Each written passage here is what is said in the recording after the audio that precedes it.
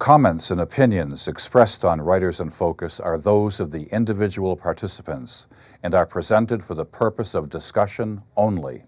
No endorsements by Atlanta Fulton Public Library System or Fulton County government are intended, and none should be presumed.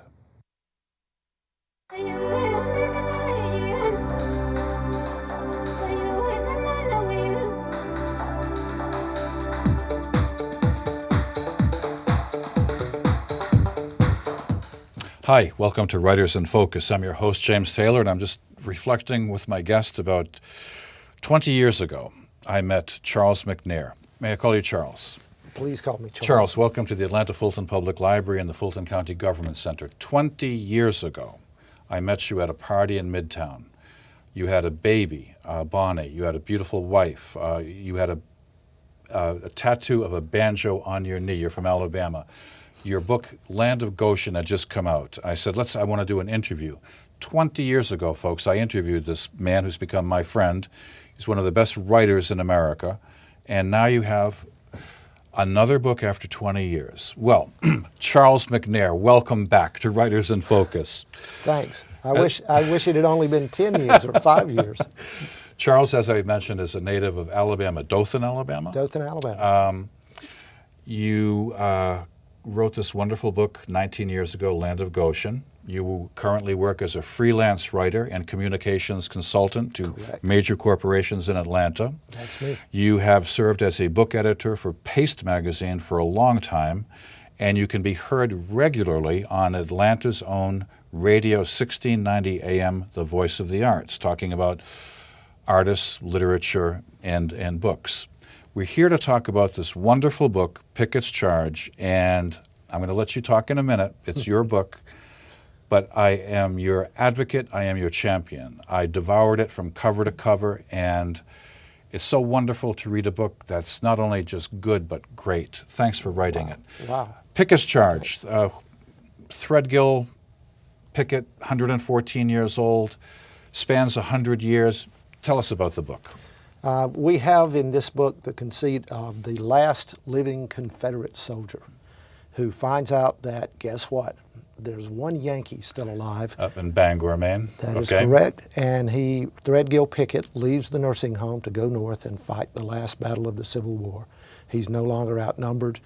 It will be mano a mano, at least in his mind. Okay. That's easy to say, but I'm going to hit you with one of my standard questions, okay? When I talk to authors about their books, the goal of many novels is to approach verisimilitude. If you're going to use a Ford Mustang in 1930, the reader will say, I'm not going to read this author because the fact is wrong. In your book, even though you approach verisimilitude, it's fantastic. It's phantasmagorical. It's a tale. Would you expound on that, my friend? We come from a culture down here, James, as I know that you know by now. 30 years down here. Where down here, I love it. Down here, we come from a culture that loves to embellish and embroider and inflate and hyperbolize. Nobody has a dog. They've got the best dog. Nobody has a car. It's a great big old car.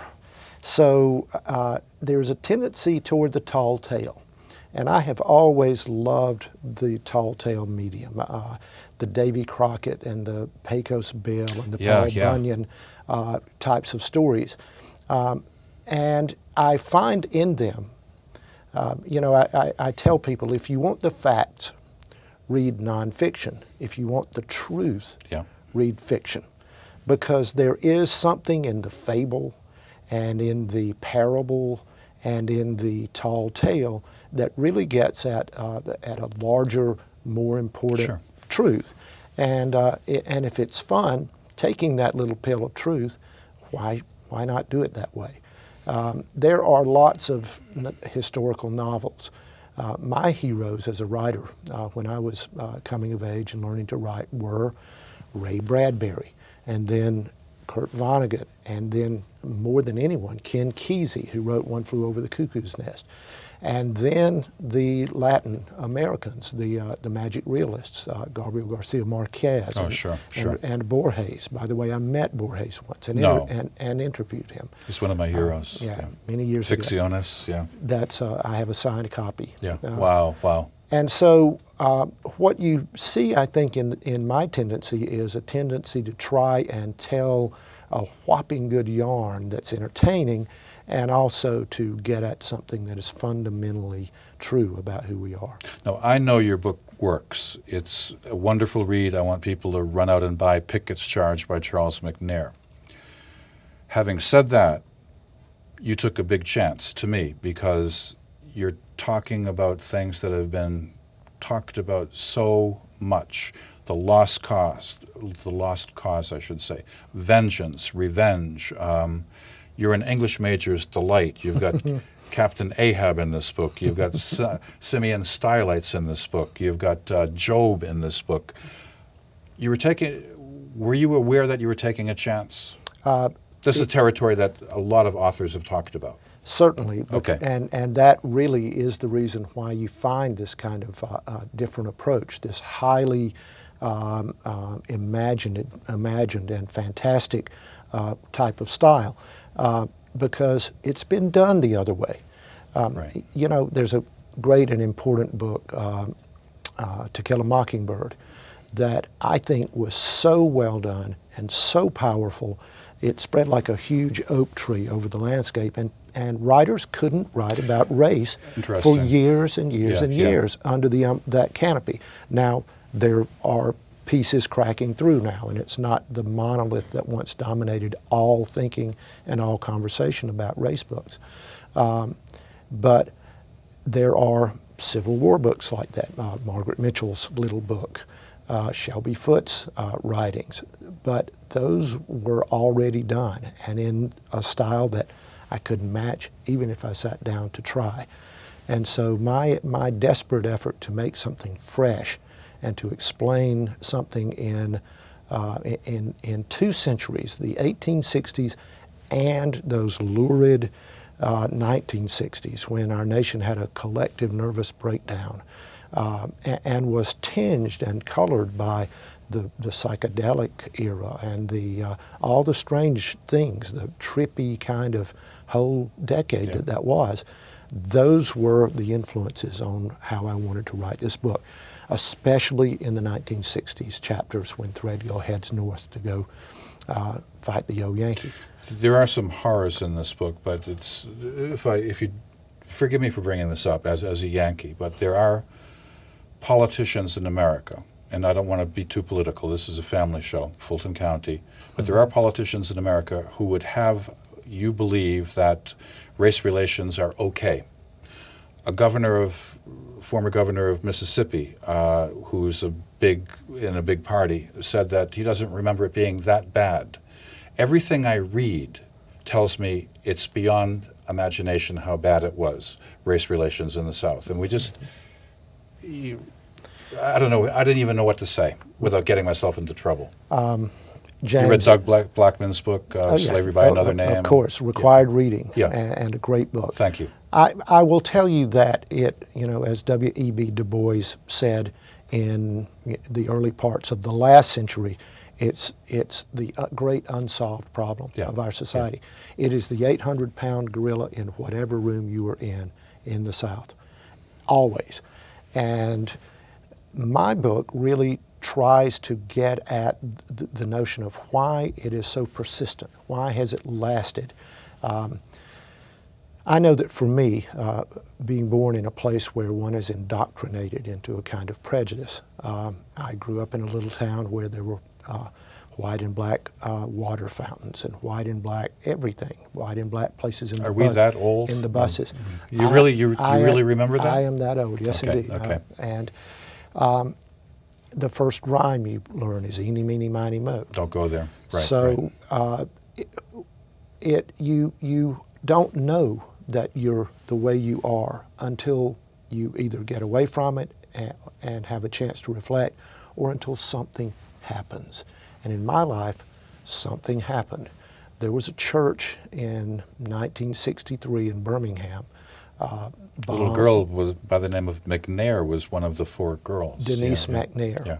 And that began my closer look at all the things that I'd been indoctrinated with, the bad code with which I'd been programmed. And I unmoored from the teachings of generations of people who just thought this was the way it was, and you know, who nursed their own great grudges.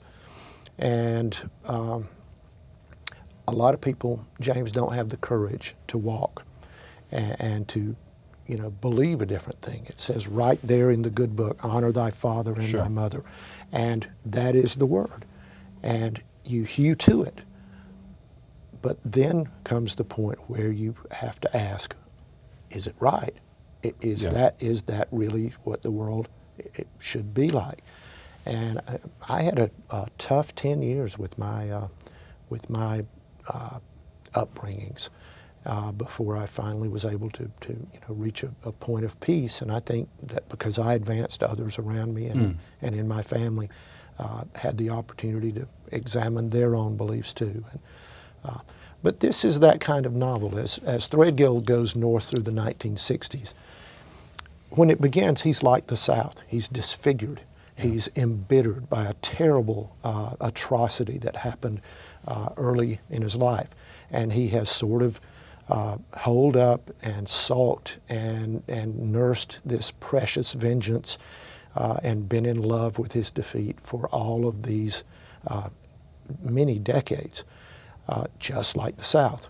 People think that Reconstruction ended in the 1880s. According to the history books, that is the case.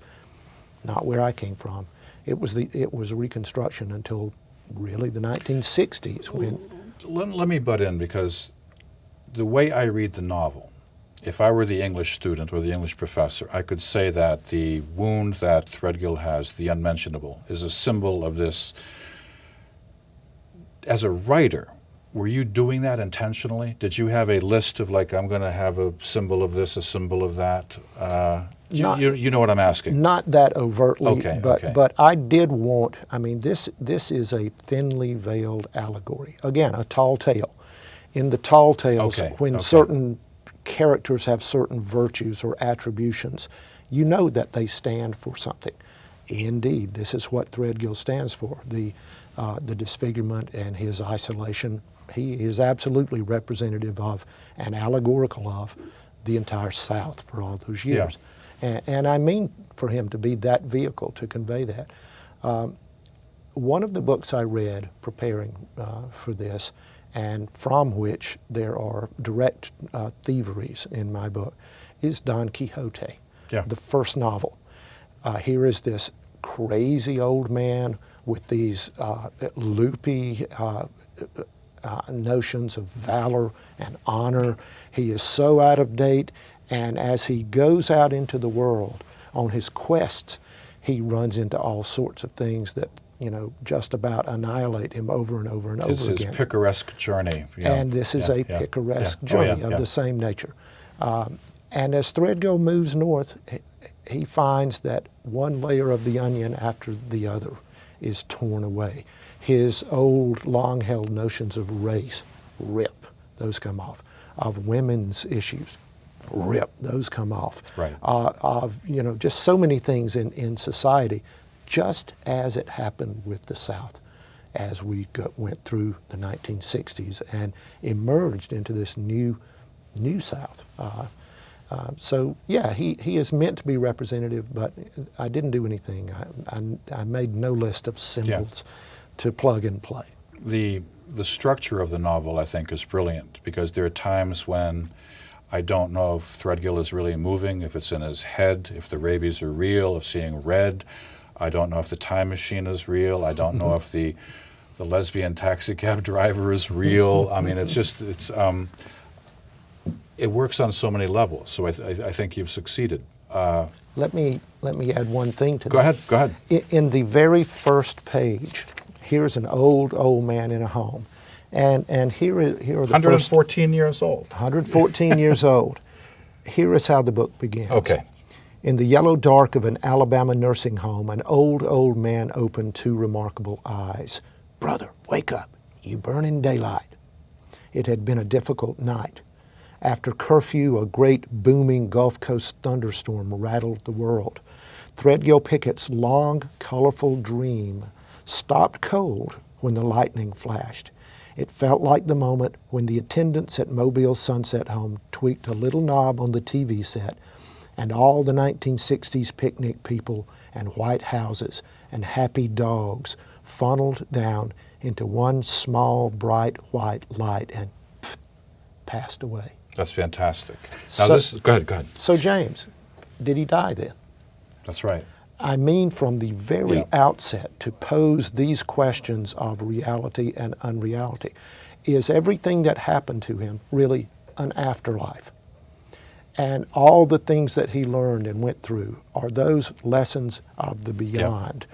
Or did he really lie there and get up off the bed and go north? The ambiguity to me, it works.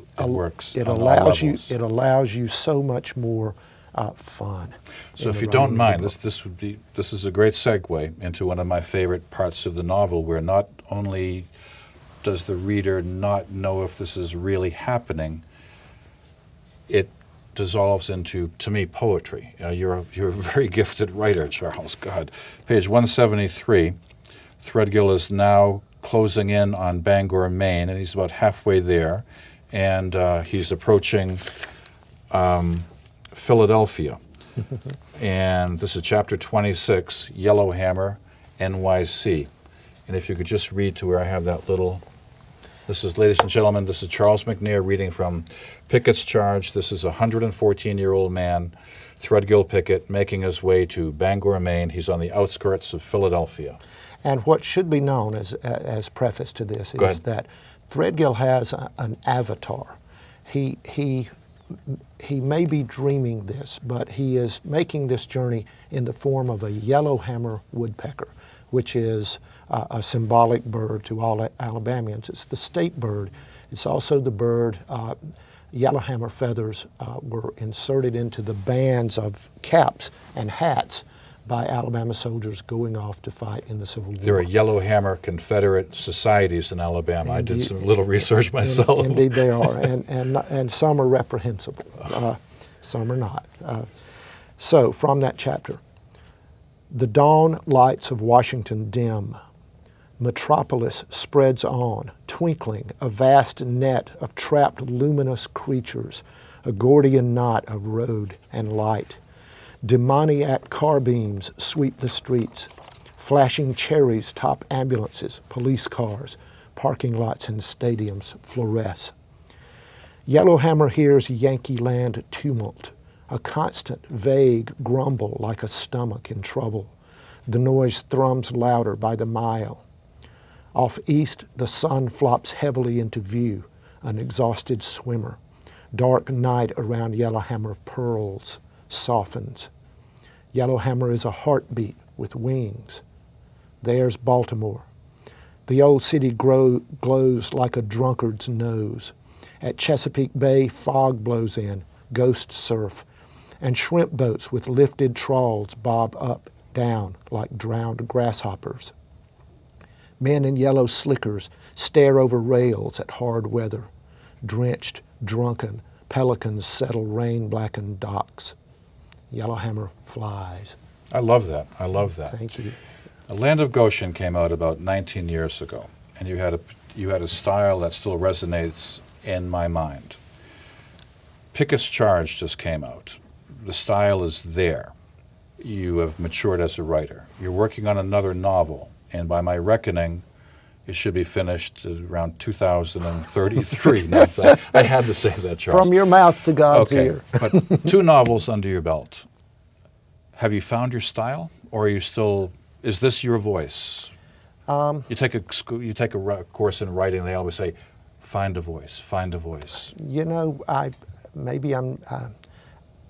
a failed poet. You're a good poet. I started out writing poetry and decided I'd never make a living doing it. And so I switched over and began writing fiction, and I'm afraid that the vapor trails still hover over everything Sure. I do. I read poetry constantly. It is like the vitamin I take every day. Yeah. I am, constantly in the books that come from Paste Magazine and other sources, just because it's like the calisthenics for the mind. It keeps you alive, your love of language vital and alive. And that said, though, the most important thing about making one of these is to tell a good story. I have no problem with writers that would be qualified as being bestseller or potboiler writers. I'm all for them. A good book is a book that makes you, when you get to the bottom of that page, take this page and go flip and start reading it. That's what a good book is. My book is, I hope, good in a way that entertains differently. It doesn't need to be exactly like the world is. It can take chances, It doesn't take the chances that Tolkien takes or that people take in that direction. It's more of a 1960s Kesey-esque. My favorite book in all the world, One Flew Over the Cuckoo's Nest. And if I could write that book so that every single paragraph, something is written in that paragraph that I just look at and say, gosh, I wish I had said that. I wish I had thought of that. I wish I could write that way. That's my ambition when I'm working. You'd stop writing, though. Well, it looks like they say Beethoven stopped an entire generation of musicians. Who can do that? Why even write music? To Kill a Mockingbird. That's right. You were alluding to that earlier. Well, as finding a style, the first book was written in first person. This book was written in third person, which was quite a challenge for me. I think I am a much better writer for figuring out how to do it. This next book is something of a thriller, and so I'm just trying something new there too. But don't underestimate yourself, Charles. You have a great style. I'm just recapitulating some chapters in my head when Threadgill crosses over to Goat Island, and he climbs the tree, and a hurricane comes in. You could have said he attached himself to the tree like a barnacle, but your sentence is he barnacled himself to the tree. I love that. I love when nouns turn into verbs. Yeah. Coated. Yeah. Well, it's a coat, but it coated something. Isn't that beautiful? The whole mystery of writing is I'm just in love with it all. Here we have these weird symbols, this thing, this shape, and this shape, and this shape, and if you arrange them in the right way, then what happens when you see the line of them is there's an explosion in your mind, and a vision comes into your mind. There's a great magic in that. And so why not magic realism? It's already magic. What's the feedback been like? This is a great novel. Have you been getting reviews or anything like that? It just came out last month. On the 20th September, not even a month ago. And this will date our discussion. That's right. Here, that's right. But 30 years from now, 20 years from now, we'll have another novel. Let's do it. No, but go ahead. I'm with you on that.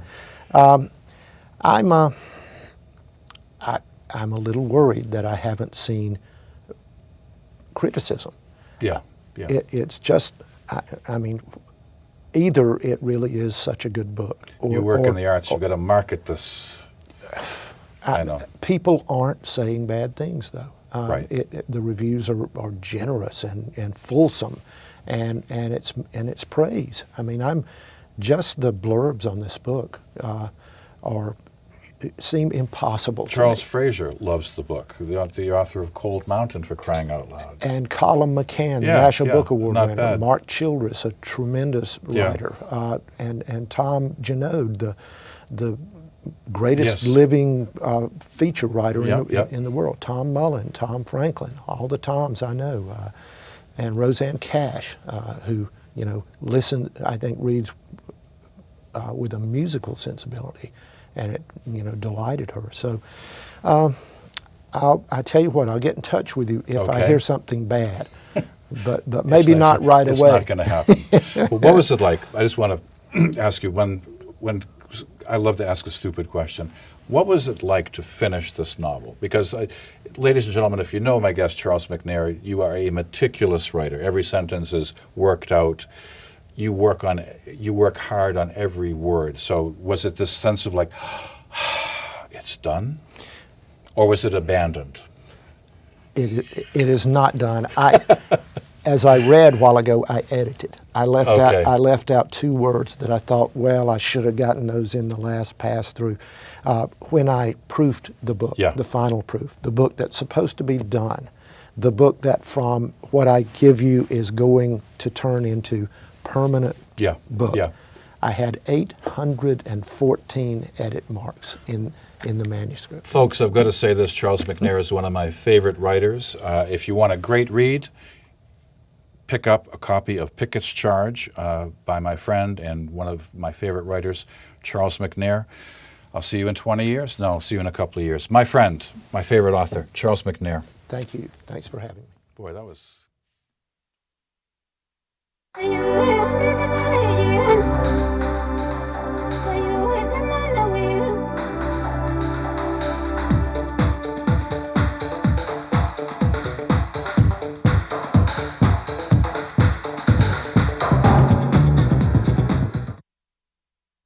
Comments and opinions expressed on Writers in Focus are those of the individual participants and are presented for the purpose of discussion only.